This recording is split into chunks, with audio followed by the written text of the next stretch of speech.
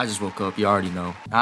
Creepypastas, the campfire stories of the internet. It started with stories that scared everyone throughout the golden age of the internet, and now it's just something that people look back on and realize how bad these stories were. I'm joking, not all of them were bad, but you know, some were actually good. Oh yeah, we also got rap battles. Back then, I'm pretty sure that we were all scared of creepypastas at one point. And I just want to reflect and look back on the ones that scared me most as a kid. Now, being me, a kid given unrestricted internet access at a young age, I watched a lot of YouTube. And I say I grew up in the peak area of YouTube. Rest in peace, MLG, we need to bring that shit back. But before that, I stumbled upon a YouTube video about Squidward's game end video, and that's how I got introduced to this part of the internet culture. More on that story later. Let's get into it. I want to talk about this one first since Jeff the Killer gotta be like top 5 most iconic creepypastas of all time. And pretty much the reason why is because of the photo that's linked to it. The story is so buns, I'm sorry. After a brutal fight with bullies who set him on fire, which turned his skin white, burned off his eyelids, and left him insane. Huh? What type of bullies is this guy fighting? Apparently he got into a fight with acid and fire? How the hell did acid find its way into a fight? Side note, I learned about this whole story through like an old Snapchat slideshow of him like back in the day. I don't know if I can still find it, but if I can, I'll put it. Holy shit, I didn't think I'd be able to find it, but after doing some research, I actually found it. So maybe I'll link that in the description or something. This one photo haunted me for like a whole year when I saw it at like 8 years old. And I've never really thought about like where it came from since I saw the Scare Theater interview and didn't really question how he made the image. There's a whole investigation right now actually trying to find the original image, and I'm curious where it'll lead to. That aside, Jeff the Killer is something that's widely recognized only because of the photo. Nothing really more to it. When I was little, I thought this one was actually real because of how well written it was. The story, if you don't know, is about a Soviet experiment that used gas to keep 5 prisoners awake, and they pretty much just go crazy and stupid. I was pretty interested in it. I low-key did research on it, and it was only till a few years ago that I just found out it was fake. And the creature-looking image was actually a Halloween decoration. I was pretty bummed out, but this one actually has a special place in my heart, just like the other creepypastas in this video. Because back in grade 5, I would go to my friend's house like almost every day for the summer. And I would watch these type of horror videos, like the top 30 most scariest creepypastas. And I would tell it to him and convince him to believe that they were actually real as well. Damn, what a time. I also remember watching a short film of it, and looking back, I don't really see the point of it.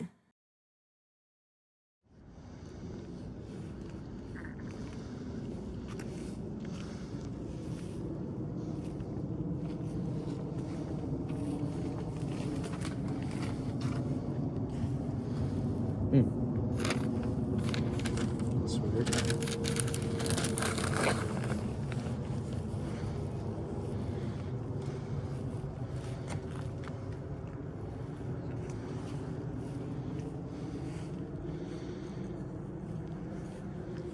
I see you.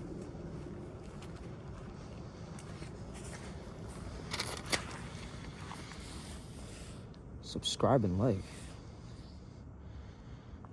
Doesn't sound that bad of an idea.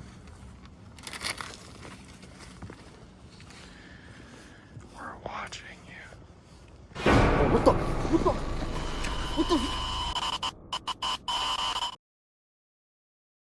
I don't really need to explain who Slender Man is, cause come on, he's iconic.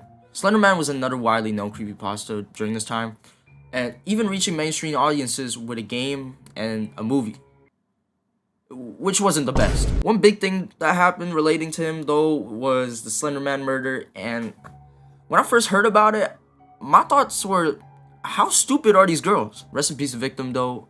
Do your own research if you haven't heard of it before, which probably isn't a lot of you. I actually remember the story of Slender Man being spread around at school, along with a superstition of Bloody Mary. I was actually scared of that. I actually found out about him like a while ago when I saw PewDiePie playing it first. I was just fascinated about him because this was like another one of those things that I actually believed, like I fully believed that was real. Because I saw like all the Photoshop images of him in the backgrounds and like the innocent looking pictures with him just standing in the back. And my 7-year-old self was like, yep, he's real, I'm f***ed. Oh yeah, the VR version of the game goes crazy.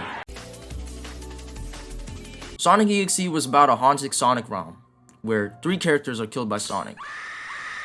That's pretty much it. This was part of the peak era of haunted video game creepypastas, and because of this story, it was a root inspiration for like all the EXE games to come afterwards. Looking back at it, the writing is pretty bad, but it's still iconic since the concept was actually pretty successful in the end. I remember first discovering it from a video from the Game Salmon, since I was watching him a lot during the first peak FNAF era. And this one has a special place in my heart because during this time, I was really obsessed.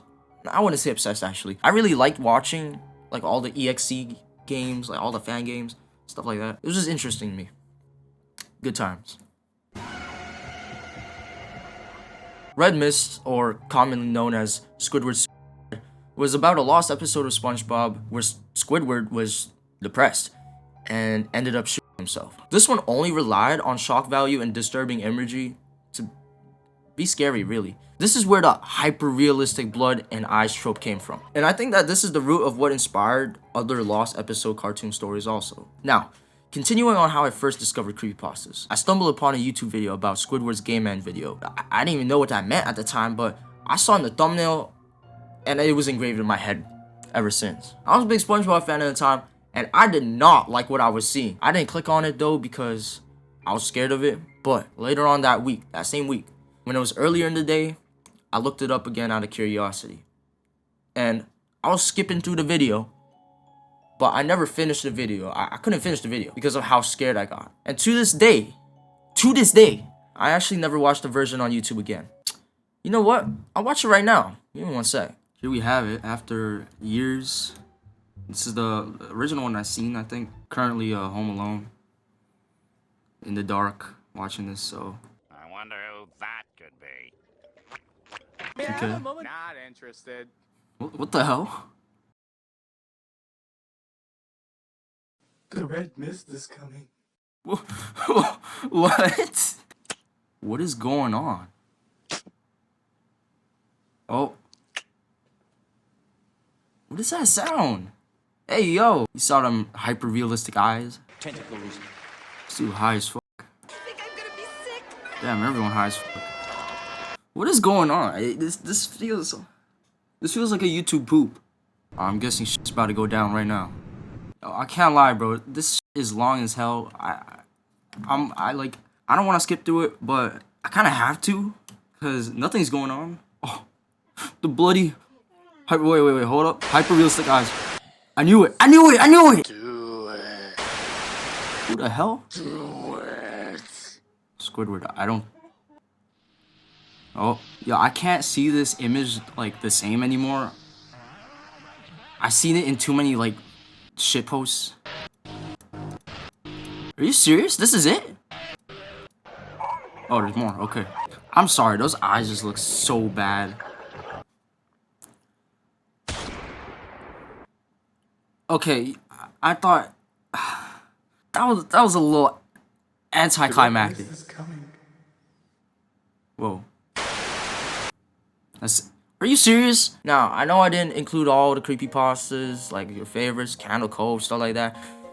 It's just that, you know, these ones specifically had a special place in my heart. And I do like the other creepypastas too. It's just that they don't have the same, you know, significance to me. Now, looking back on my experiences, I don't really think it was the best idea to give me unrestricted access to the internet.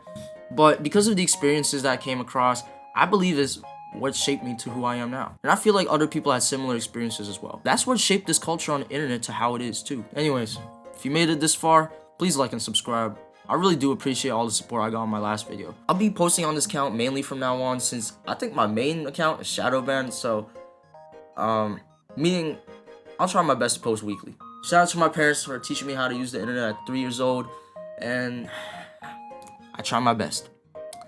Thank you.